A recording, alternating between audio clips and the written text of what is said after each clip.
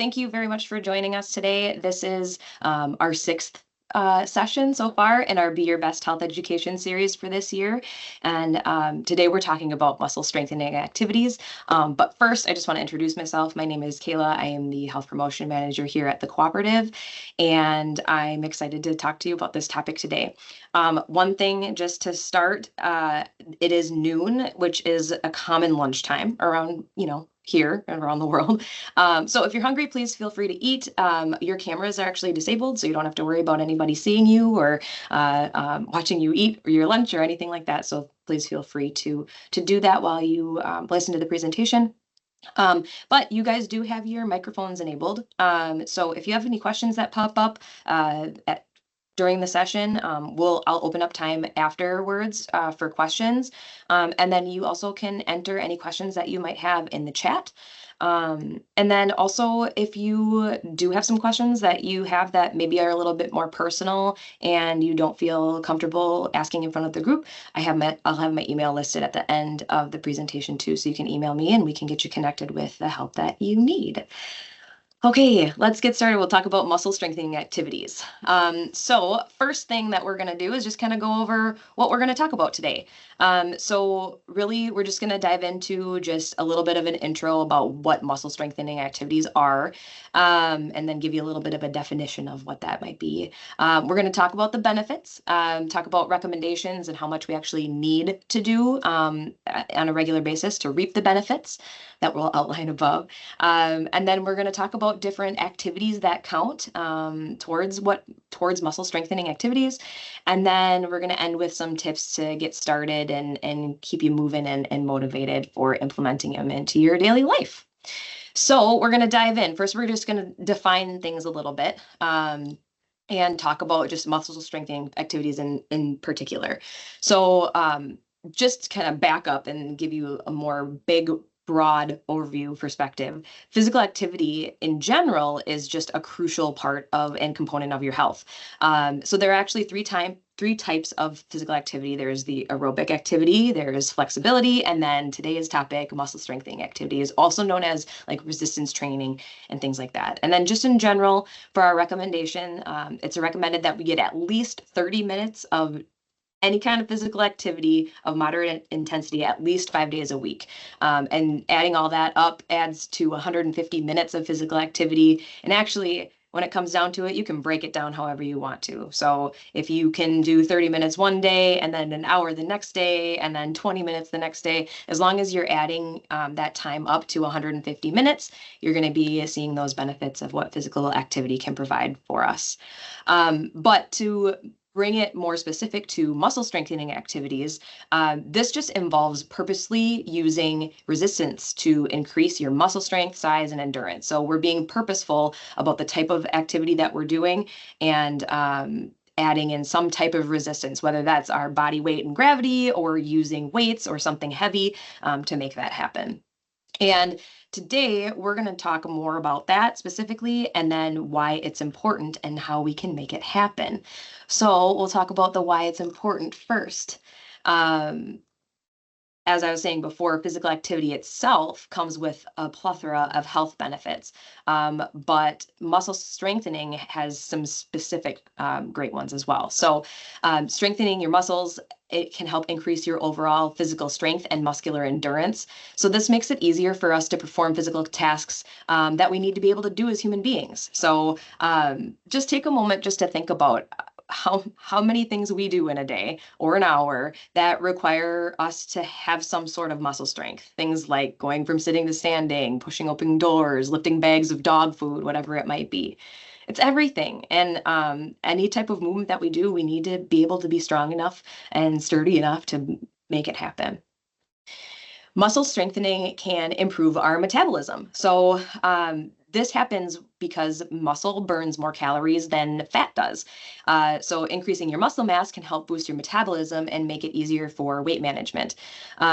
So especially if you're someone who has been trying to lose weight or you've kind of like reached a plateau in your weight loss journey, regularly practicing muscle strengthening activities or increasing your intensity with them, if you've already been doing them already, can help you move to that next level to help you succeed with your weight management. Stronger muscles help you provide your body with better support for your joints and can help reduce your risk of injury. And this is especially important when performing like heavier physical activities, like doing heavy house or yard projects, or even like going out and playing some kind of sport, whether that's like recreationally or competitively. So the stronger you have and the stronger and more support you have, the decreased risk of injury you have. And this actually goes hand in hand with the next one, but purposefully strengthening your core and lower body muscles and those small stabilizing muscles in your joints, like our shoulders and our hips and all of that, they can also help improve our balance and stability, which also reduces our risk of falls and any other kind of accidents that might occur. Muscle strengthening has also been linked to a variety of health benefits, including cardiovascular health, lower blood pressure, and better blood sugar control. So yes, a muscle strengthening activity counts for these things too. It's good for your heart, not just any of those other physical activity options. Resistance training also has been shown to increase our bone density, which just reduces our risk for osteoporosis and any other bone-related conditions. And then finally, physical activity just in general has been shown to positively influence our mental health. So, and muscle strengthening activity is no exception. So regular exercise just helps us reduce stress, anxiety, and depression, and can help and improve our cognitive function. So helps us think a little more clearly and get through our day a little bit better. So we talked about earlier about recommendations just for physical activity in general, but there are some specific recommendations for muscle strengthening activities and what we should complete on a regular basis for that. So the main recommendation is on 2 or more days of the week, we complete activities that target all of our major muscle groups. So we have them listed out here, our legs, our hips, our back, our abdomen, so our core, chest, shoulders, arms. And one thing to like think about too is we can be creative with how we do it. We don't have to do all of these on 2 separate days. We could break some of these up throughout the week as long as you're working on all major muscle groups. Like if I'm working my shoulders at least twice a week, if I'm working my legs at least twice a week, it all counts. So be creative with how you can add that into your day. And truly the key is finding what works for you and how you can build this into your schedule around completing these activities. So the main recommendations on 2 or more days a week, we complete activities that target our major muscle groups, but do that however you want, as long as you're working those things twice a week. All right, so let's talk about the different types of muscle strengthening activities there are. And there's actually a variety. So, and they all count. So we'll go through the list here. So one that we commonly hear is weightlifting. So using free weights like dumbbells, like the ones that you hold in your hand, barbells or kettlebells, or even weight machines. Like if you have access to a gym or a weight machine at home, those are effective ways to strengthen your muscles. When you're doing these things and you're holding extra weights, it's really important that you use proper form and then gradually increase the weight that you're lifting as you progress. But weightlifting, again, very easy, natural way to add resistance to your movements to help strengthen your muscles. Exercises like push-ups and pull-ups and squats and lunges, or anything that requires us to use just our own body weight and gravity as our resistance, can also be just as effective for building strength. So those are very effective things that you can do, and they're free because we just have our body and you just need a little bit of space and it all works out great. Resistance bands are a very versatile tool for strength training and can be used for various exercises targeting all different muscle groups. So anything that you can do with a dumbbell or any kind of like free weight, you can pretty much do with a resistance band. You might have to modify it a little bit, but it'll give you the same outcome. And what's great about these is they're cost effective and they don't take up a lot of space in your house or in your storage area, wherever it might be. They can travel well. So that's something if you're looking to add a little like extra resistance outside of your body weight, maybe starting with resistance bands is a way for you to go as well. Yoga and Pilates can provide some muscle strengthening abilities. So really what this does is it just focuses on our body awareness and our core strength, which is really important. Also focuses on balance, and that in itself just effectively builds muscle and can improve our flexibility as well. Um, you might have heard of high intensity interval training, aka HIIT workouts. This just involves short bursts of intense exercise followed by a brief rest period. So we're like working really hard for 30 seconds to a minute, and then we rest for a certain period of time, and then get back at it and do that same amount of high intensity work, and then rest, and then kind of build that into its own little circuit. And that can also be a really effective way to build strength and improve our cardiovascular fitness. So you get kind of two bangs for your buck with that. And this one's also very time effective. You don't have to spend as much time doing these types of workouts as you would, like, I don't know, for another type of exercise. I can't think of an example right off the top of my head right now, but so high intensity interval exercises definitely are a good option. Sports, if you're somebody that likes to play sports, many sports involve training as part of their regular practice routines. So it depends on if you're doing it recreationally or extra competitive, but there are certain sports that have movements that actually involve strength. If you think about football, how much we're pushing and all of that. And then there's other sports too that you can only kind of get better if you are practicing some kind of resistance movement or muscle strengthening activity. And then I just want to touch on everyday activities too. So activities that require us to use a little bit of effort and our kind of typical day-to-day activities, like maybe heavy yard work or heavier gardening, heavier household chores, carrying groceries into your house from your car, trying to purposely go up the stairs, things like that. Those can help strengthen our muscles too, especially when they're done regularly. With this though, you just want to make sure that it feels like you're working hard. You want to feel like you have worked a little bit. If it's easy, you may need to try and increase your intensity or duration. So if you're trying to be creative with it, like carrying your groceries inside, maybe it's you take like 2 trips back and forth holding all of your groceries instead of just one. Not very efficient when you're trying to put your groceries away fast, but if you're trying to use that as physical activity, then that's definitely an option. All right, so that's kind of the gamut of all of the different types of activities that we can do. And now we're going to transition into talking about some tips that we can use to get started. And I've got a lot for you. So here we go. We're going to dive in. So some tips first, setting realistic goals. And really this is kind of where you need to have as your first step. One, you need to understand why adding muscle strengthening activities is important to you. I talked about all of the benefits earlier in this presentation of what the physical or muscle activity can bring to us, but why is that important to you specifically? What resonates with you? Is it that you always want to be able to help friends whenever they need you on house projects, or do you want to be able to keep up with your kids or grandkids playing a game of kickball? Just make sure that you're specific with what you want and what's valuable to you and why this is important for you to embark on and stay strong. The next step is then making a plan. So you might have heard of the technique of using SMART goals before. So SMART goals, it's an acronym for specific, measurable, attainable, realistic, and time-bound goals.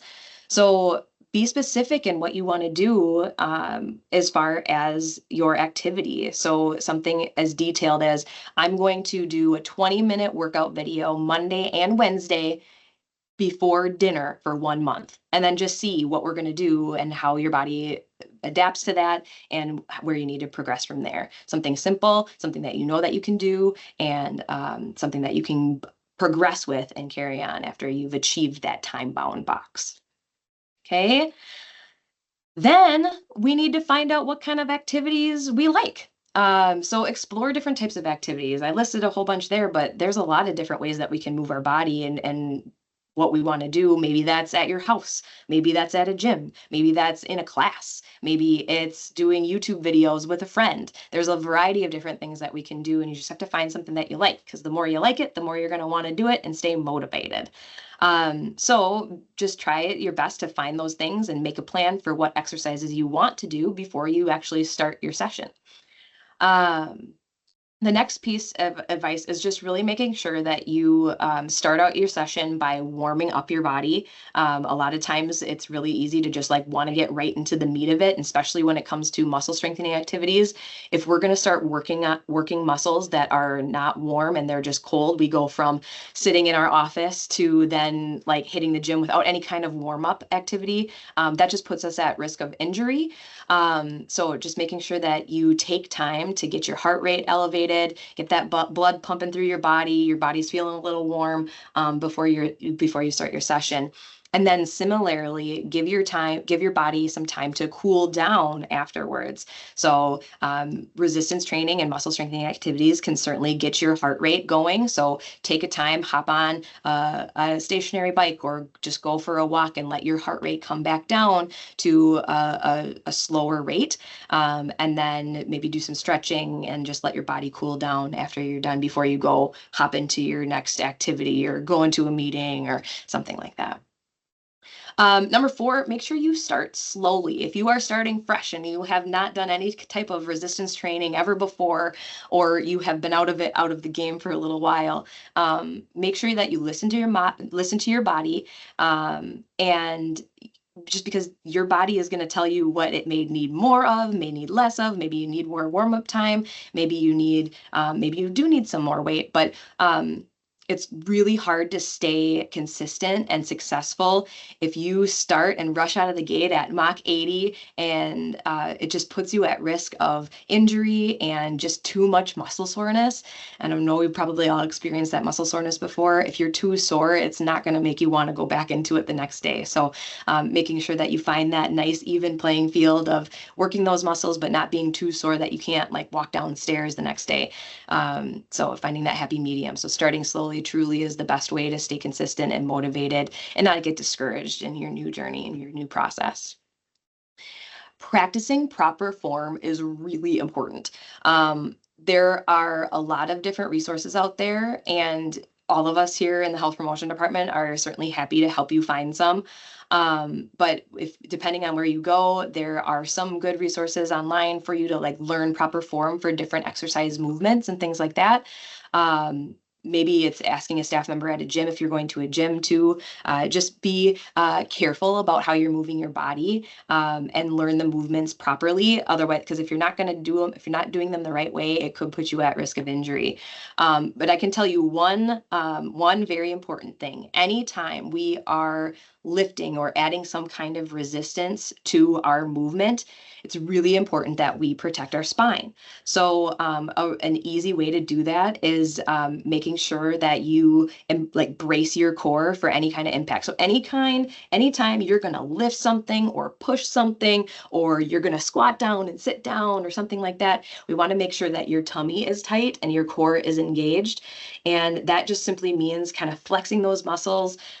There's a lot of different ways that you could visualize doing this, but one way that I always like to teach people is if like pretend like somebody's gonna come and you're thinking that they're gonna like hit you in the belly.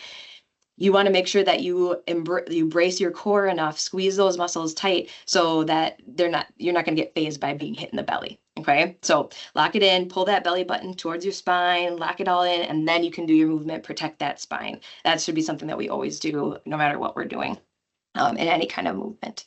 Whew, okay, I'll get off my soapbox there. But there are a lot of resources out there, and we just want to make sure that we are protecting ourselves. So next one too is it's making sure that you kind of pick your right intensity. So when you're doing any kind of muscle strengthening movement, we want to try and do multiple sets and reps. You're going to get the most benefit from doing 2 to 3 sets, or thinking of like rounds of each exercise, and then doing 8 to 12 repetitions of each of those exercises. So to give yourself an example, maybe we're going to do some squats. Okay, we're going to do for right now, we'll pretend we're going to do 8 repetitions of squats. So we're going to squat 8 times, 3, 4, 5, 6, 7, 8. Okay, that's round 1. We're going to give ourselves a rest period, and then we're going to get into round 2 of our 8 reps. Okay, here we go. We've rested for, let's say, 30 seconds. Okay, now we're going to go into our 8 squats again. 3, 4, 5, 6, 7, 8. Okay, rest 30 seconds, and then we'll do our last round.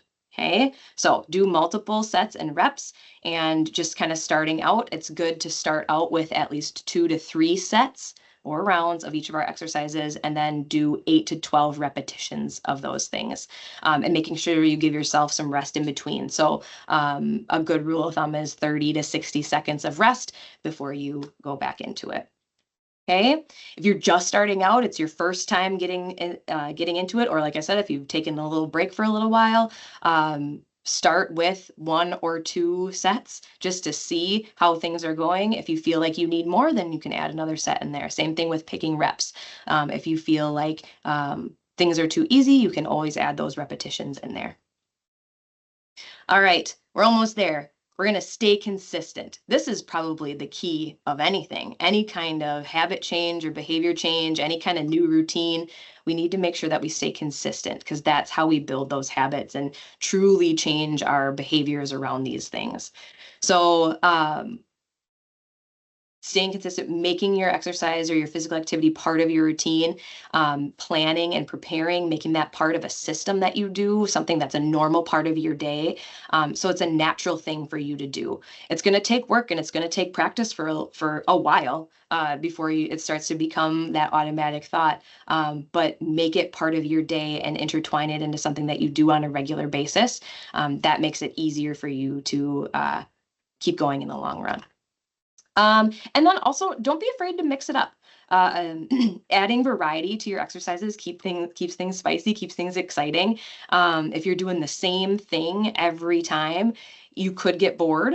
So try and add a variety. Maybe one day it's just some body weight exercises, and on another day you go to a gym with a friend, or maybe it's, I don't know, there's a lot of different things that you can do, but just spice it up and don't be afraid to mix it up, because that can add some variety and decrease the boredom that we could have with it. And it can help our muscles overall. If we keep challenging ourselves and trying new things, it just helps our muscles keep growing and getting stronger as well.